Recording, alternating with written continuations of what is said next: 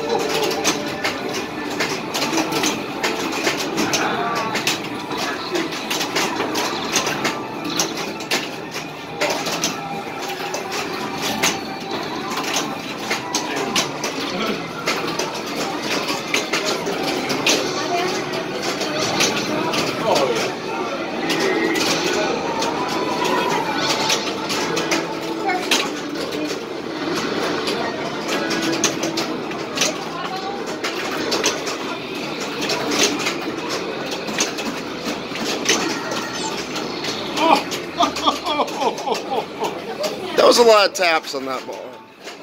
The outlane stuff was fun. Oh yeah, I love the outlane dance.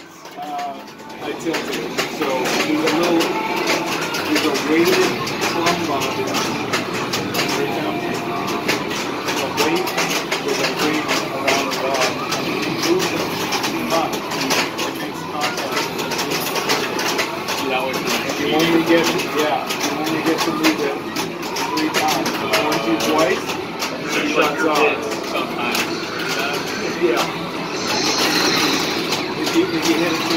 did one fairly big movie.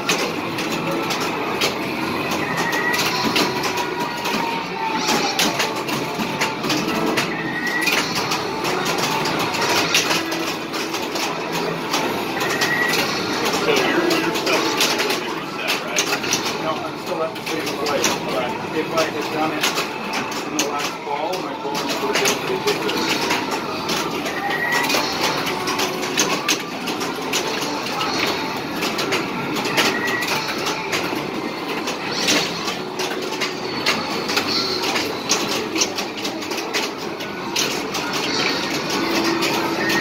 So here is the stance of Rock and Roll Kings.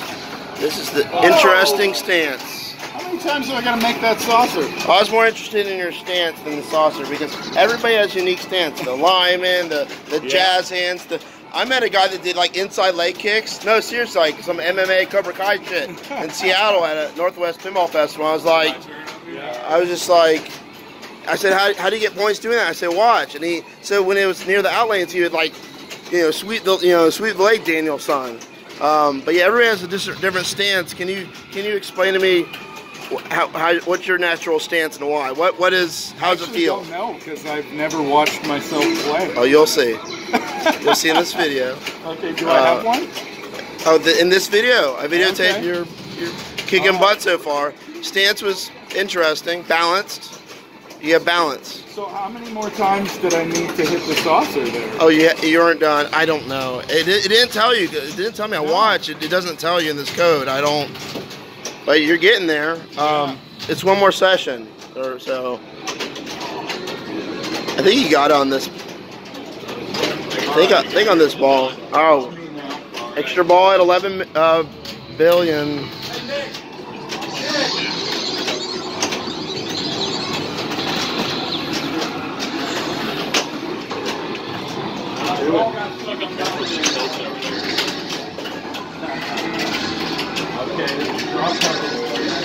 Dropped it.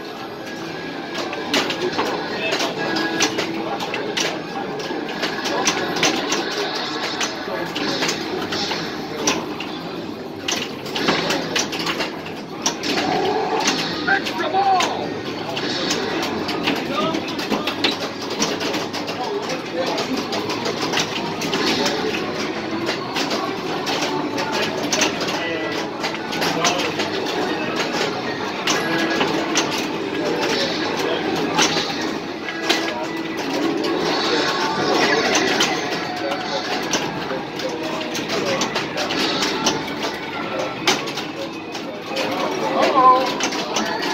Oh, you're in double. Don't move. Left ramp. Left ramp's not. Big O beam's not done. Left ramp. Oh, that's what it is. Yeah, I just noticed it. Because I've already played everything except that mode, right? I think it's one shot. And it's ready to go.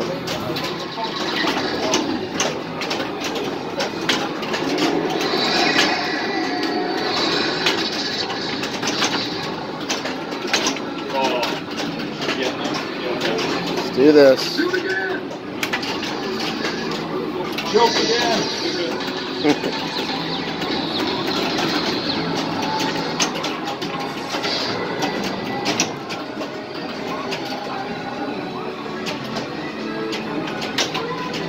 Nope.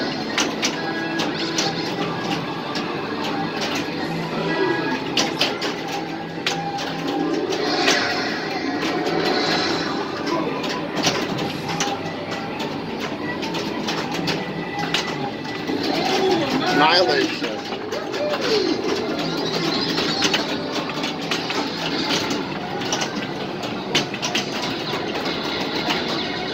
Now I'm in total annihilation. Because I played every mode and protected every city. So now I'm attacking the market. Okay. And there's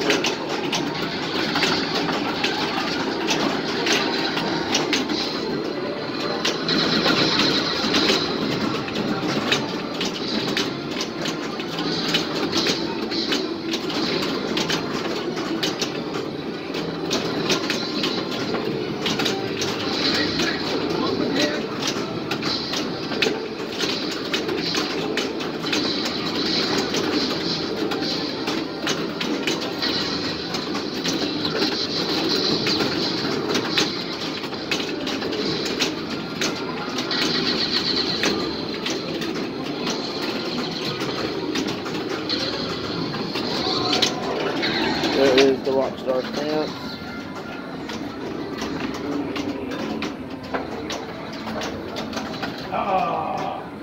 The rock star stance. Didn't have another move to make. I was practicing my rock star stance. The middle. It should just be the middle now, right? We got through. Oh. You're on. Easy. I'll top it right here. Within Yeah, reach. it just takes time. Chip in a chair. Take me 2 seconds to beat that score right there. Use the force. It's a good long game. It's all right. I'm happy with that. So the Attack from Mars, Medieval Madness, Monster Bash. How do you rate those, top to bottom? Exactly how you just said it. What was that? Attack from Mars, Medieval Madness, Monster Bash. Well, That's my order. that was quick-lived. What do you think of Cactus Canyon Remix so far? I enjoy it.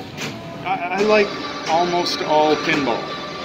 What is your first, like, how did you get into pinball? The quintessential first question. Yeah. I was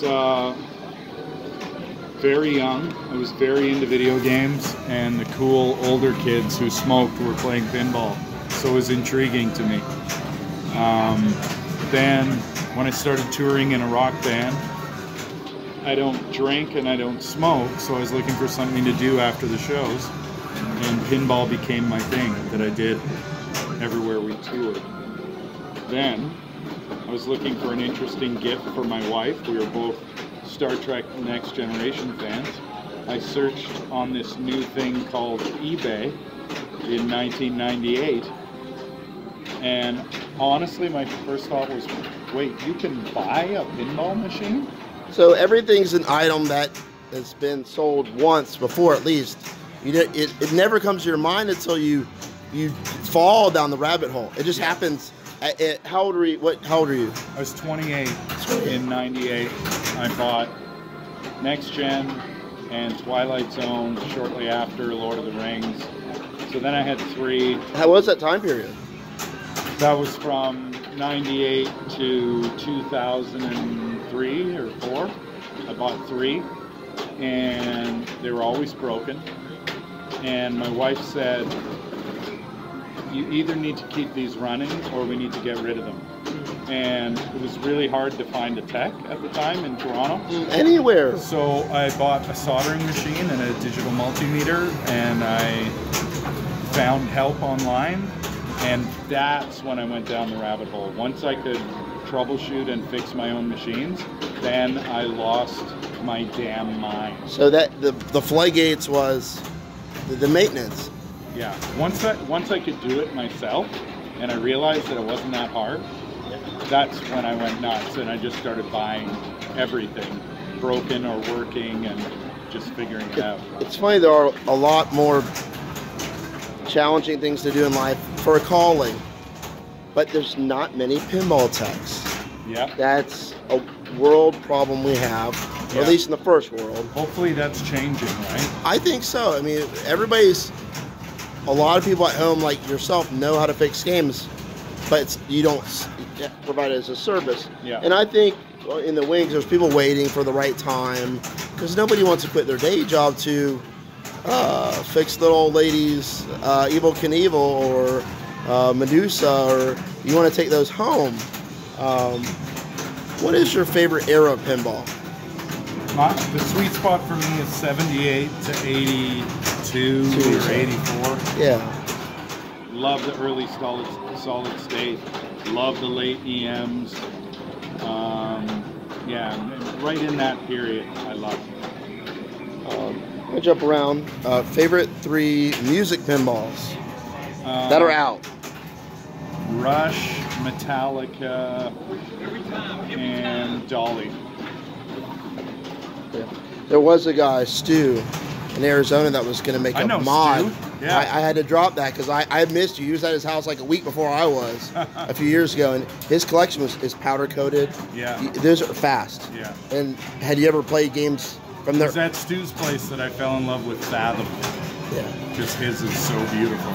And it when there's a clear or two, it plays, I think, better than new, because I can't imagine what new was. It was not that fast. Yeah. Rush was a blast. How did they approach you, or did you ever have it in the back of your mind that you'd be doing some kind of production like that? I never imagined. It was Getty reached out to me and said Stearns approached us about making a pin, and we don't know anything about pinball, and I know you know everything about pinball, so would you come on board kind of as a creative director and just make sure it's cool, because we don't know what we're doing. And it was awesome. What an amazing process. Getty basically said, whatever you need, let us know, and we'll make sure you get it. And had you worked with them in certain capacities before, like in passing? Yeah, we'd done. I had been lucky to play with them once at a charity show, and Getty inducted my band into the Canadian Music Hall of Fame, and they're just great dudes. And like many bands, to me, they could have had a game 10 years ago, 20 years ago, and that's like the phenomenon. I'm so glad they waited till now, though, because it's like perfect. All of the assets in the game and all of the music, it's 2 hours of music in the game and video to match. It's pretty special. The custom animation's very nice. Yeah. It's palatable. Yeah. Because if you're dealing with movie clips and this and that, it's like watching a screensaver. Yep. What are your favorite kind of rules in a game? Like, what kind of rules do you like enjoy the most?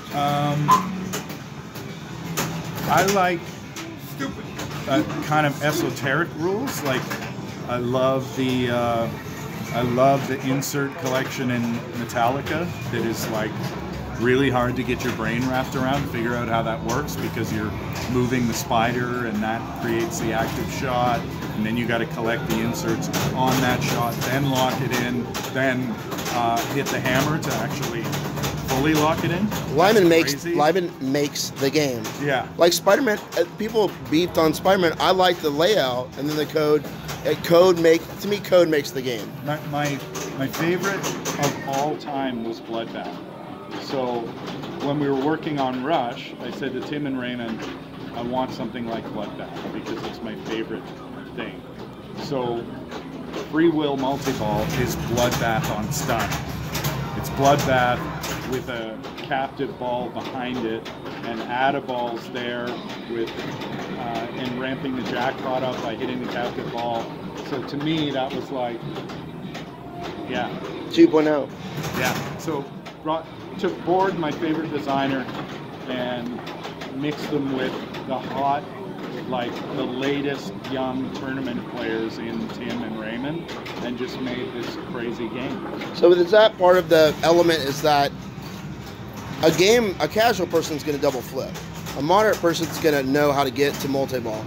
But is it really important that in game development now that, with your experience, for the tournament player, or for the master, because it gives you a level of mastery, right? Is that really important to have in Rush? That there was. You have to have both, and the great machines have the dumb shots that are easy to spot, and they get you to an easy multi-ball. But to keep you coming back, if you're a collector and you're a player, you need that nuance in the code and the depth. Excuse me. Because even a simpler game, you're going to be playing to a different time signature. If you're a better player, you're not like I don't know what double flipping is. Double flipping, whatever beat that is. And then you got some technical players that are like trapping up and making the loops multiple times. That blows my mind. Stage flipping is like, that's a level I can't get to. Yeah, multiple loops. I remember watching Keith when they finalized the Godzilla code. And I think my best is 13 loops of the upper loop. And Jack Danger asked him, what's your record on loops? He goes, I don't know, like 138 or something.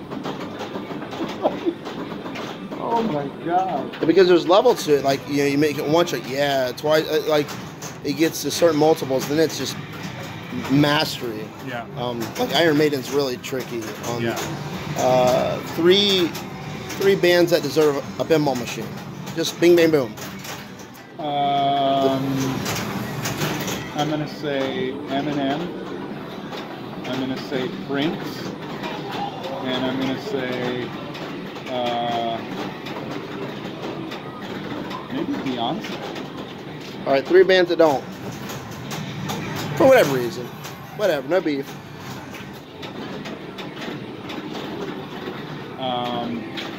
No, I'm not going to say don't. Fair enough. I'm a positive guy. Fair enough, fair enough. They'll be made eventually. Top 3 things that give a pinball machine value to you.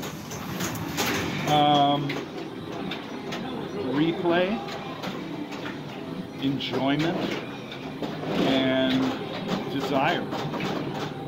I think the word value is ridiculous, and it's so subjective, and it's pretty meaningless because you can get an enormous amount of value out of any game you like, and it doesn't matter where that is on the spectrum. If it's, you know, a $600 EM you bought, or it's a $10,000 modern Stern. Yeah, whether it's generic or branded. Yeah. And what do you think of who is your favorite pinball podcaster? Nate Shivers. I wish he was doing Coast to Coast still. I really love it whenever he comes back and does a Stern. It's been a while. Pinball podcast. It's that since he did his own, but he's doing the Stern now. Other than that, of course, I love to listen to Kaneda because he is such a ridiculous person, and I just text him constantly to tell him how wrong he is about basically everything he thinks. But his show's entertaining. I'll give him that. I congratulated him on the 500 Patreon subscribers. Yeah. Take Brenda out to many omokasis. Yeah. I'm glad that he has support because in this thing of ours, it's good if our significant other or family is in, at least sees that adds value and happiness to us. My wife says it's harmless and it makes him really happy. So there you go. Anything to say to your pinball loving fan base? Thank you for the way everybody's embraced Rush. It was an absolute labor of love. Son of a gun! I should have turned when that was right there. It's all right. Shoot, I didn't. Absolute labor of love, and I really appreciate how people have embraced it, and particularly how tournament players are seeing the I'll stand with it, please. complexity Yeah, I'll stand. in the Yeah. rule set. I love this game. It's become one of my favorite games of all time, regardless of the fact that I worked on it. I just love to play it. Because you put a certain amount of your heart and soul in it, and a band you love, their heart and soul in it, and it's a tribute to Neil, and it's just a masterpiece. It really, a real Ellie. Yep. Thank you very much. Right on.